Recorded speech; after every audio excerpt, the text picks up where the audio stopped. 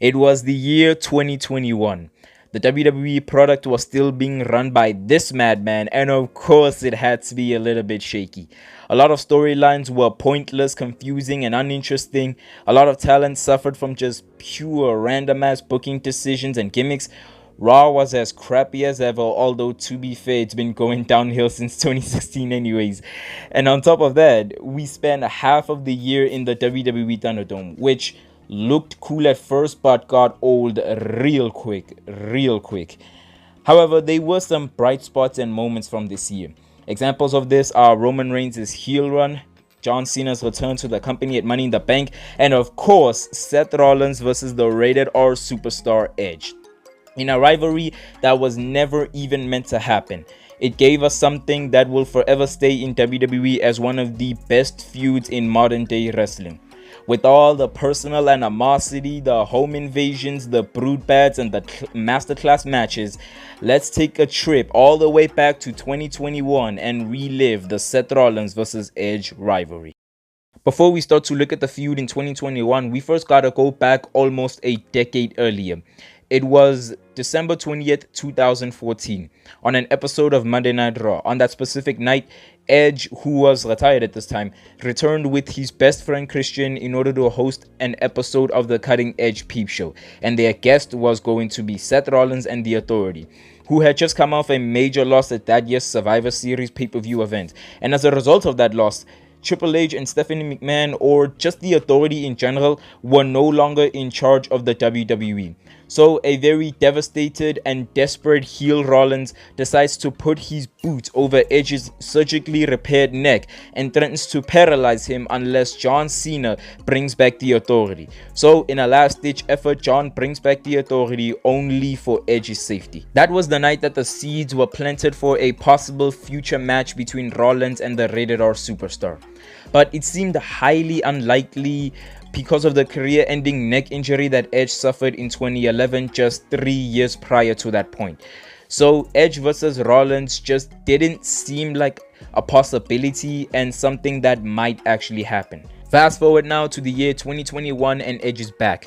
He returned at the previous year's Royal Rumble event in what was a very emotional and special moment and began his second chapter in the WWE. And in June of 2021, Edge found himself in a feud with the WWE Universal Heavyweight Champion, Roman Reigns. And Edge won at the title that he believed he never truly lost in the first place.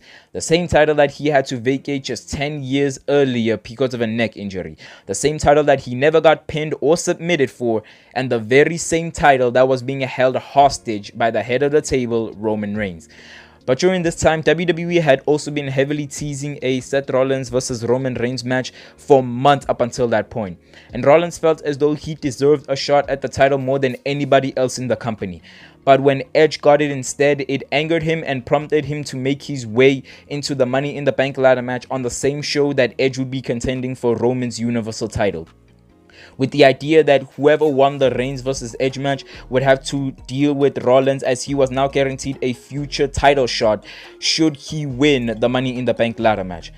Unfortunately, he would go on to lose the match to Big E, who became the new Mr. Money in the Bank, and with nothing else left to do and no way of getting to the Universal title, Rollins just could not accept the fact that Edge might win the match and ultimately win the title, even though he felt as though Edge did not deserve to be in the position that he was. He felt as though he needed to be where Edge was. So he would show up in the main event of the show, kick Edge in the back of the neck, ultimately costing him the title, which would then start the Seth Rollins vs Edge feud. From here, WWE would build towards a Seth Rollins vs Edge match at that year's SummerSlam pay-per-view event, which would be headlined by Roman Reigns vs John Cena. And on the road leading up to the show, Rollins and Edge would make this feud as personal as it could possibly get. Edge was obviously livid that Rollins cost him a chance to win the Universal title, so he wanted his get back and to settle the score at SummerSlam, while Seth just saw Edge as another obstacle that he needed to overcome in order to get to Roman Reigns and ultimately the Universal title. And this feud, man, this feud was awesome. These two men were cutting cold promos at each other night after night after night. They would brawl with each other week after week after week, and they ultimately built their entire SummerSlam match around the surgically repaired neck of Edge. The fact that Edge's neck had been fused not once, not twice, but 3 times. The fact that it was the curb stomp versus the state of Edge's neck. If Rollins were to pull the trigger, what would happen? And moving forward, Rollins was trying to prove that he is better than Edge in every single way, while Edge just said that they were exactly the same, except he was much more better, that Rollins was the modern day Edge. Rollins talked about how he was finally going to end Edge's career at SummerSlam with a curb stomp on that surgically repaired neck, like how I mentioned earlier.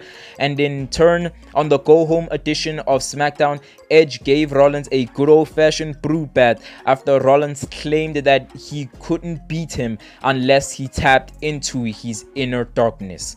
Things were heating up, and this rivalry kept on getting better week after week after week. Rollins versus Edge had been something that was a dream to the WWE Universe for a very long time. Something that seemed like it would never happen since Edge retired in 2011 and Rollins only began being a superstar in 2014. So the fact that these two men were in the ring face to face week after week and they were delivering the type of promo and material that they were without disappointment was a dream. We get to SummerSlam in Las Vegas in the Allegiant Stadium, and to say that these two men absolutely killed it would be an understatement of the entire year. There is no way that I will ever do this match any justice. It's just a match that you have to go back and watch for yourself in order to understand and truly believe why it was as good as people say it was. And during the entire match, they continued to toy around the fact that Edge has a surgically repaired neck, and Rollins kept on looking for the curb stomp over and over and over again, not only to end the match but to possibly end Edge's career. But each and every single time he was unsuccessful in his quest in order to get the curb stomp. It was without a doubt match of the night, ahead of every single other match of the card, and of course match of the year contender, with Edge picking up the W over the Drip God after tapping him out in the crossface. But obviously, if you knew Rollins in 2021 at all, then you knew that this feud was far from over, and it wasn't. A match would later be made between the two on an episode of SmackDown, which would take place in Madison Square Garden. We get to the Garden, and in another amazing match which served as a sequel to their epic encounter at SummerSlam, this time it was Rollins who beat Edge after doing something that this entire feud had been centered around, and that was what would happen if Seth Rollins stomped Edge in the middle of the ring. And well, we got our answer in a very dramatic way, as Edge was carried out of MSG on a stretcher after Rollins had stomped him in the center of the ring, and he low-key looked horrified, as if he himself had just realized what he had just done and he was still trying to process it at all. But in the weeks that followed, Rollins almost seemed to come to terms with what he had done to Edge, and instead of blaming himself, he of course had to blame the WWE audience for pushing him to do it. He blamed them for forcing him down the path of having to hurt another human being, for having to hurt the Hall of Famer. He would then go on to talk about Edge's family, and he talked about Edge's wife and kids and how they were stupid for allowing Edge to step in the ring with him and allowing that to happen to him. He blamed everybody else except for him. He blamed everybody else and would go on to say that this is not his fault. He would then go on to challenge Edge to one more match. Both of them were one-up in this epic trilogy, but Rollins just could not let this go. He wanted to end Edge's career once and for all. He wanted the match so very badly that he even allowed Edge to pick the next stipulation for their match, if I'm not mistaken, because he just wanted it that damn bad, man. He would continue to call out Edge week after week after week. He wanted the match so very badly because he wanted to finish the job and finally end Edge's career once and for all. And soon Edge would then make his return to the WWE and make it perfectly clear to Rollins that he wants a Hell in a Cell match at Crown Jewel.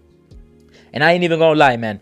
This certainly caught me off by surprise, since the Hell in a Cell match was a pay-per-view themed match.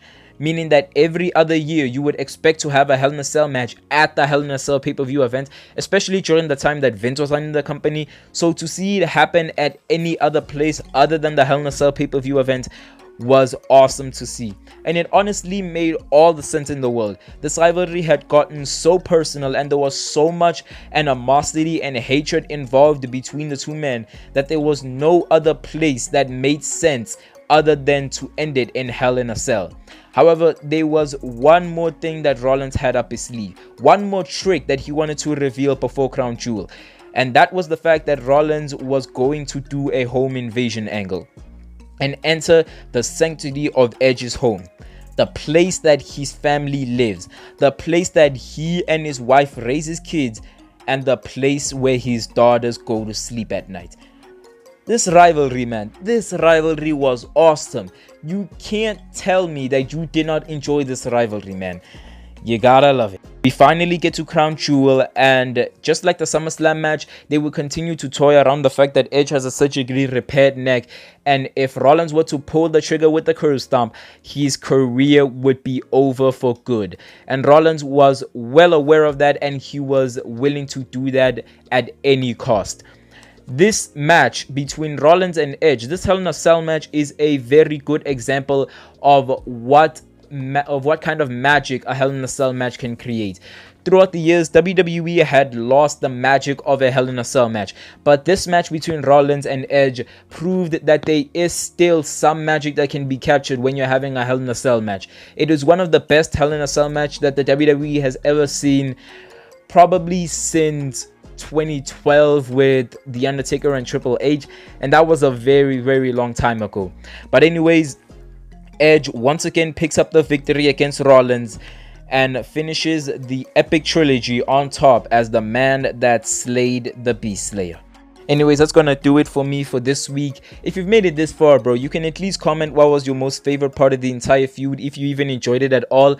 And this was one of my most favorite videos that I recently just recorded. So if you enjoyed it as well, of course, you gotta like, comment, subscribe, do all those things. And I'll see y'all next week in the next video. Thanks for watching. Take care.